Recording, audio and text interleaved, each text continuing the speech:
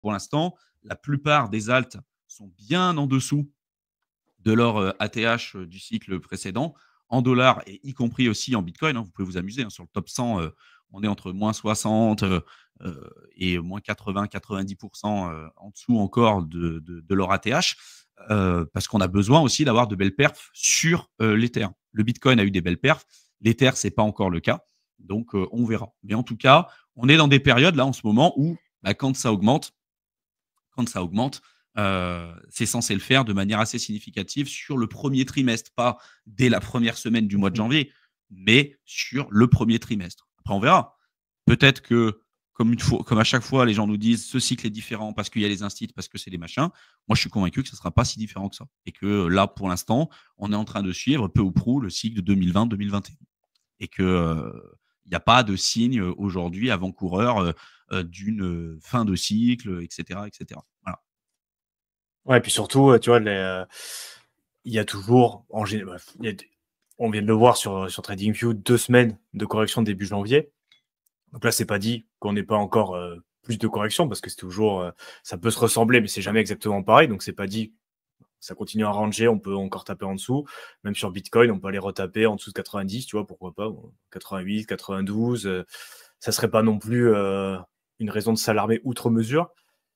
Et après, surtout, la plus grosse partie des hausses, au final, ce qu'il faut se rendre compte, c'est que ça se passe sur un temps très court. Quand tu regardes, tu vois, c'est beaucoup d'attentes de la crypto. Tu as ton range d'accumulation, ton bear market, ça sort du range, bam, tu as une première montée pendant quelques semaines, voire un mois. Après, ça relatéralise. Voilà. En mars, on a eu une grosse montée. On a corrigé pour latéraliser vers en bas à droite pendant 6-8 mois. Paf, ça a explosé en novembre-décembre. On a pris des 60, t'as combien, 80 80K, on est passé à plus de 100 en même pas 2 mois. Et maintenant, depuis, on latéralise un peu. Mais dans tous les cas, voilà, c'est le danger, c'est de se faire sortir du marché et de louper ces grosses montées, parce qu'au final, ça fait pas que monter tout le temps. Très souvent, ce qui se passe, c'est qu'on corrige, ça latéralise, on sait pas trop ce qui se passe, et puis d'un coup, ça pète, bam, et tu repars, tu repars sur une nouveau range d'accumulation, enfin pas d'accumulation, mais où ça corrige, ça va ranger, comme tu l'as montré, ça va taper des supports, on va faire ça, et puis après, pam, ça réexplose. Et au final, il y a vraiment, tu vois, sur 4 ans, il y a peut-être 6 mois où ça explose vraiment, et tout le reste du temps, ça part plutôt en bas à droite plus ou moins fortement. Mais si t'es pas là sur ces mois qui sont clés, au final, tu te fais sortir et tu fais pas d'argent. Donc c'est un peu ce qu'il faut apprendre, tu vois, c'est à contrôler ses émotions, parce que la plupart du temps en crypto, c'est de la correction, c'est des bougies rouges, tu sais pas trop ce qui va se passer. Et puis d'un coup, et c'est pas forcément prévisible non plus, ça va péter et ça va partir très très haut. Et forcément après, ça corrige un peu. Mais du coup, c'est un peu se mettre dans cette mentalité-là que la plupart du temps, il n'y a rien à faire, faut attendre, se taper les mauvaises nouvelles, juste pour profiter, tu vois, de ces 6 mois, 1 an grand max où ça pump et où il y a vraiment de l'argent qui est fait, quoi. Et puis même là, quand tu dis 6 mois, 1 an où ça pump, c'est pas en ligne droite. À chaque fois, tu as des Ah oui, non, mais corrections. clairement, oui. Et souvent, même les augmentations ou les grosses bougies et tout, ça peut même se faire sur des jours, juste un ou 2 jours. Sur 1 ou 2 jours, tu vas avoir des projets qui prennent 50%, 100%, 300%. Toi, tu arrives, tu dis oh punaise, ça se réveille, c'est maintenant qu'il faut acheter. Tu achètes. Forcément, le truc, il a pris 300%, il va corriger à un moment donné. Il peut encore augmenter. Si tu as un momentum, tu as un truc, ça peut encore augmenter. Et à un moment donné, ça va corriger. Et ça va peut-être corriger en deçà de ton prix d'achat parce que tu as loupé en fait la vague, le début de la vague haussière. Et au moment où ça corrige, toi, tu vas te retrouver en dessous de ton prix de revient. Et là, tu vas commencer à paniquer. Tu vas commencer à dire ah punaise, est-ce que vraiment j'ai acheté un bon projet? Est-ce que j'ai vraiment acheté un bon truc? Mais en fait, ça, c'est normal. D'accord?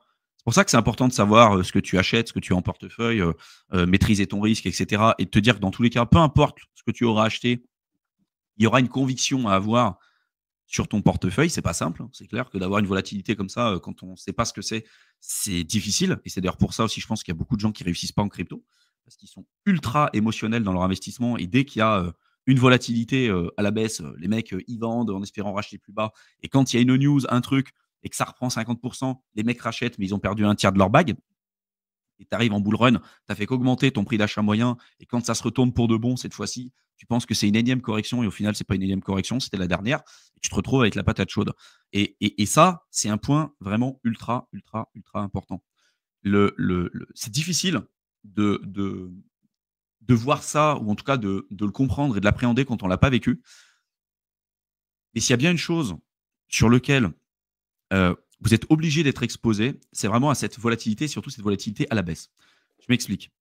Il y a beaucoup de gens qui se disent, moi, je vais essayer d'acheter le plus bas possible et tout. Et même si vous achetez le plus bas possible, dans tous les cas, il va y arriver à un moment donné dans votre parcours d'entrepreneur ou d'investisseur en crypto, peu importe, vous allez être dans le rouge. C'est obligé.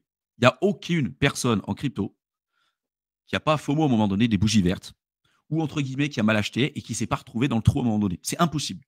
D'accord? Peu importe ce que vous décidez de faire, mais des personnes avancées ou non, même Saylor qui achète aujourd'hui des milliards, il y a un moment donné, il s'est retrouvé dans le trou.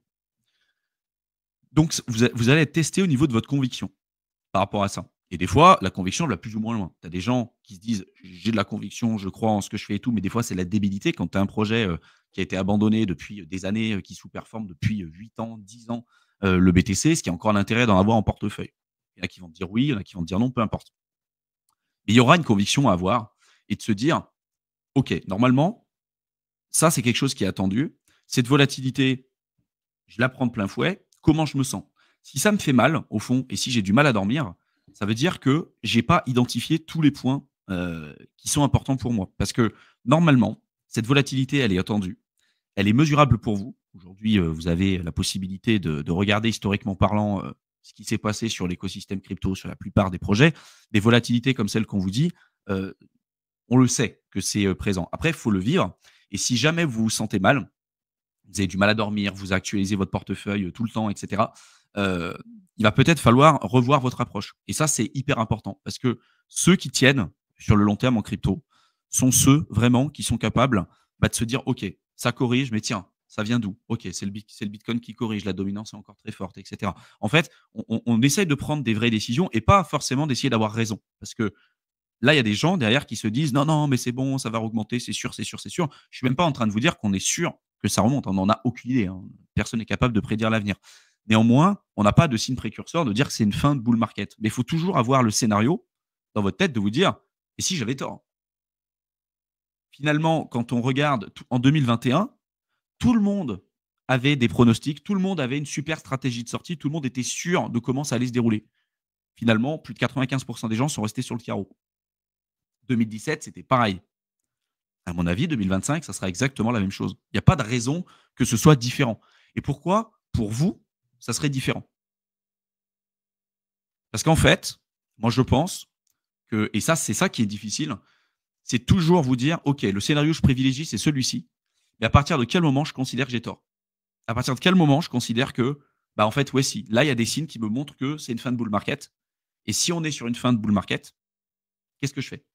Est-ce que j'ai déjà pris des profits? Si aujourd'hui vous étiez sur des super plus-values, par exemple sur novembre, décembre, et que vous n'avez pas pris de plus-value, et qu'aujourd'hui vous avez eu une volatilité extrême sur votre portefeuille, et que même là encore aujourd'hui vous êtes en plus-value, est-ce que vous décidez d'en prendre, d'en transformer en stablecoin, ou est-ce que justement c'est pas une sonnette d'alarme pour vous aussi, pour vous dire ok, là j'ai pas pris de plus-value sur décembre et je pensais en prendre plus tard parce que je pensais que ça allait augmenter sur le mois de janvier.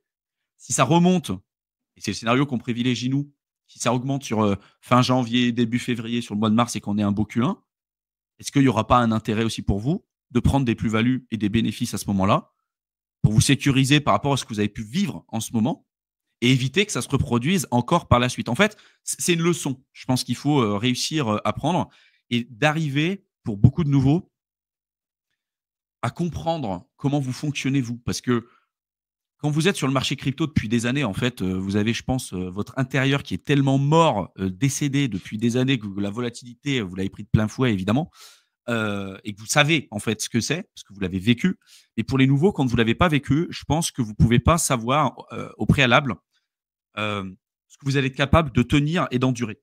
Et ça, c'est dans des périodes comme ça où il faut être capable de faire le bilan. OK, là, je stresse. Pourquoi? Comment? Est-ce que j'ai trop investi? Est-ce que je maîtrise ce que je fais? Est-ce que il y a des informations que je suis en train de louper, etc. C'est hyper, hyper, hyper, hyper important. Et de faire des erreurs, c'est pas non plus une mauvaise chose, tu vois. Il y a Shogun qui dit j'ai tout vendu hier, j'ai craqué psychologiquement. En soi, on peut prendre ça pour une erreur, on peut prendre ça pour quelque chose de mauvais parce qu'on se dit j'ai craqué psychologiquement, mais ça peut être une leçon. De se dire ok, là j'ai craqué. Toutes les personnes en crypto à un moment donné ont fait des erreurs, c'est indispensable. Et qu'est-ce qui n'est pas allé? Qu'est-ce que tu n'as pas fait de bien pour faire en sorte que tu craques psychologiquement? Est-ce que c'est parce que tu connais pas vraiment les données historiques? Est-ce que c'est parce que tu regardes trop sur le court terme ce qui peut se passer? Est-ce que tu investis sur des projets que tu maîtrises pas? Enfin, tu vois, on en revient toujours au même point. Et je pense que ça, c'est vraiment hyper, hyper important. Parce que ceux qui arrivent sur la ligne d'arrivée en crypto, qui arrivent finalement, et quand je parle de ligne d'arrivée, c'est pas forcément des mecs qui sont multimillionnaires, qui gagnent des sommes d'argent hyper importantes. Parce que pour beaucoup des personnes qui vont vous présenter des sommes d'argent à un moment donné, quand il y avait la mania là, sur les mêmes coins, ouais, j'ai gagné en une soirée 300 000 dollars sur ces trucs. Vous verrez qu'à la fin, plus de 99% d'entre eux sortiront avec des moins-values. Même pas avec des plus-values, hein, avec des moins-values. Parce qu'ils n'ont aucune gestion de risque, parce qu'ils ne sont pas capables de faire des réallocations de capital, parce qu'ils ne savent pas ce qu'est vraiment une véritable structure patrimoniale, etc., une diversification d'actifs et tout. Et tout ça, c'est hyper important. Le plus important pour arriver sur la ligne d'arrivée, c'est de sortir avec des plus-values. C'est juste ça. Pas perdre d'argent. Pas perdre d'argent et sortir avec des plus-values. Si demain, vous sortez, vous récupérez votre somme initiale assez tôt dans le cycle, comme ça, vous vous protégez avec une plus-value, psychologiquement, déjà, vous dites OK, c'est que du bonus. Et là, vous verrez que psychologiquement, c'est un autre jeu. Plus tôt vous prendrez vos bénéfices avec ce que vous avez investi, allié avec une plus-value, vous verrez que le reste, oh là là, vous serez beaucoup plus serein, vous pourrez dormir beaucoup plus facilement. D'où l'intérêt d'acheter dans des moments où en fait tout le monde commence à capituler, tout le monde commence à douter, tout le monde commence à avoir peur. C'est dans des périodes comme ça en fait où il faut accumuler. Et acheter des alts aujourd'hui dans des périodes comme ça où en fait tout le monde s'y désintéresse, on commence à avoir le Fear and Greed Index là, qui est l'un des indicateurs très connus et c'est pas le seul évidemment à analyser, mais qui commence à passer dans la barrière plutôt peur. On était à plus de 86 il y a quelques mois, quand le BTC il était à 108 000. Là, on est à 92 000 sur le BTC et là, on est à 43. Alors que quand on était passé à 92 000, à un moment donné, quand on est dépassé les ATH sur le Bitcoin, on était à 70, 80, 90 et tout. Donc, c'est vraiment un pendule où à chaque fois, il y a des gens qui vont sortir avec des moins-values, puis après revenir quand le marché va remonter. Mais voilà, il faut arriver à prendre du recul, il faut arriver à mettre son ego aussi de côté et accepter de ne pas toujours avoir la vérité. Vous ne l'aurez de toute façon jamais. Personne n'aura la vérité dans quoi que ce soit. Être capable de toujours se remettre en cause, toujours être capable de se remettre en question et de se dire, OK, à partir de quel moment j'ai tort? À partir de quel moment je prends des plus-values? Et surtout, à partir de quel moment je récupère ma somme initiale avec une plus-value. Vous verrez que si vous le faites, plus vous rentrez tôt dans des projets, plus vous rentrez dans des périodes comme celle-ci, où tout le monde s'y désintéresse, où tout le monde a peur, où en fait vous prenez le risque à l'achat, parce que c'est ça, hein, vous prenez le risque à l'achat, en achetant des bougies rouges. Quand il y aura des bougies vertes, il y en a d'autres qui décideront de prendre le risque à ce moment-là, sauf qu'en fait, c'est tout un tas de plus-values qu'ils n'auront pas. Et du coup, ils ne pourront pas être comme vous, ils n'auront pas la capacité d'être conservateurs dans les prises les prises de bénéfices parce qu'ils seront rentrés trop tard. Donc, c'est tout un tas de plus-values qu'ils ne pourront plus avoir par la suite vu qu'ils ont acheté des bougies vertes. Vous, par contre, si vous avez acheté des bougies rouges, des capitulations, etc., vous pourrez vous permettre de sortir plus tôt et donc d'être plus conservateur parce que en crypto, on le répète, c'est du player versus player. Et les mouvements en crypto, ça peut être de l'instantané. Ça peut être une news, comme là, quand il y a eu l'élection de Trump, c'était un peu attendu, et rapidement, ça s'est emballé. C'était des news qui étaient connues. Demain, on peut avoir un Black Swan. Imaginez le Black Swan qu'on aurait eu si, quand il y a eu la tentative d'assassinat sur Trump, ça a été une tentative, ça s'est révélé être une tentative, si ça avait été véritablement un assassinat. Imaginez demain ce qui se serait passé sur l'écosystème crypto et sur les marchés financiers de manière générale si Trump avait été tué lors de ce qu'on a connu là il y a quelques mois en arrière. Imaginez. Ça, c'est un Black Swan. Personne ne pouvait le prédire. Évidemment, c'était une extrême mauvaise nouvelle. Là, je pense qu'il y a beaucoup de gens qui sont dans l'attente de ce que va faire Trump aussi lors de son investiture. Est-ce qu'il va vraiment faire ce qu'il a dit? Est-ce qu'il va virer Gary Gensler rapidement? Est-ce qu'il va mettre en trésorerie aux États-Unis une réserve stratégique en Bitcoin et tout? Je pense qu'il y a beaucoup d'attentes à ce niveau-là. Mais un Black Swan à la baisse, comme un Black Swan aussi à la hausse, hein, quelque chose qu'on n'a pas prévu. Tiens, un nouveau pays ou une grosse boîte Apple qui dit nous, on va mettre en réserve stratégique du Bitcoin, on fait la même stratégie que Michael Saylor, évidemment, ça va avoir un impact positif. Et si vous avez une news comme ça sur le marché crypto, une bougie sur du BTC à 20-30%, c'est tout à fait possible. Sur de l'Ether, 20, 30, 40% sur de l'Ether, c'est tout à fait possible. Et d'avoir ça exactement pareil sur des alts, de manière bien plus significative, c'est possible. Et ce qu'on remarque, c'est que si vous êtes à l'écart du marché et que vous attendez qu'il y ait des confirmations d'un point de vue technique et tout, en général, quand il y a la bonne nouvelle, en fait, vous passez à côté. Et c'est généralement là, comme l'a dit Théo, que se font la majorité des gains. Et d'où l'intérêt d'être investi sur le long terme en crypto. Le plus important, c'est pas de timer le marché, c'est le time in de market. Donc, de rester dans le marché. Parce que quand il y a une bonne nouvelle, et c'est là où il y a la plus grosse performance, ça arrive de manière soudaine. Et puis aussi, ça peut être parce qu'une baleine a décidé d'acheter. Là, vous avez une baleine, vous pouvez regarder d'un point de vue technique, il y a un bear flag, il y a tout ce que vous voulez. La baleine, elle arrive, elle achète votre truc, votre analyse technique, elle vaut plus rien. Votre indicateur vaut plus rien, ça vaut plus rien en fait. La baleine, elle peut décider de faire ce qu'elle veut. Tout comme, et puis en général, ils s'amusent très largement à le faire, comme aller chercher les stop loss sur les grosses plateformes d'échange centralisées en disant regardez, tout le monde là, le support là, tout le monde met son stop loss à tel niveau. Bah allez, hein, on va aller chercher les stop loss ici. Hein. Et on le voit, hein, à chaque mouvement là qu'on a sur ces derniers temps, il y a des liquidations de plusieurs centaines de millions de dollars. La dernière fois, c'était plus de 1,7 milliard de liquidation. Et là, par contre, la liquidation, c'est game over. Vous n'êtes plus dans le marché. Donc, vous avez tout perdu, quoi, pour ceux qui n'ont pas géré correctement leur risque. Donc, attention. Et puis surtout, il faut un peu de conviction aussi, parce qu'au final, et ça on l'avait évoqué sur la dernière semaine, c'est pas normal de sentir un FOMO inexplicable le lundi, tu vois, se dire putain, ce projet, je le suivais depuis 2-3 semaines, là il commence à péter, grosse bougie verte, j'ai envie de l'acheter, c'est pas possible. Et le vendredi, parce qu'il a dump peut-être 20-30%, voire un peu plus, se dire putain, c'est vraiment de la merde, heureusement que je suis pas rentré, tu vois. Enfin, je veux dire, il y a un problème, et ça on l'a vu sur la semaine où ça a commencé à corriger en décembre, tu vois, où on a fait le nouvelle attache à 108 000, c'était le lundi, le vendredi ça avait corrigé pas mal, et au final, tu vois, on avait complètement shifté les mentalités. Et c'est pas, tu vois, il y a des questions à se poser aussi, tu vois. Et c'est pour ça, d'où l'intérêt d'avoir une watchlist, de connaître un peu les projets et de pas en avoir trop non plus en portefeuille pour pouvoir quand même savoir un petit peu quoi acheter. Parce que, du coup, tu sais à peu près les fondamentaux. Bon, tu as creusé un petit peu, tu sais pourquoi tu aimerais avoir ce projet en portefeuille. Et du coup, si tu as une opportunité qui se présente à moins 20-30%, c'est plus un cadeau qu'un red flag, tu vois. Mais dans la mentalité, les gens, ils ont entendu parler d'un projet.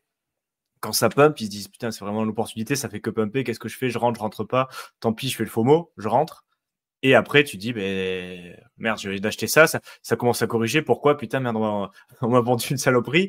Qu'est-ce que je fais? J'ai envie de la bazarder, je sais pas ce que c'est, j'ai peur. Alors qu'au final, tu vois, tu pourrais dire, c'est ok, j'étais content de l'acheter le lundi à 100 euros, mais je suis encore plus content le vendredi de l'acheter à 80 balles ou 60 balles, tu vois.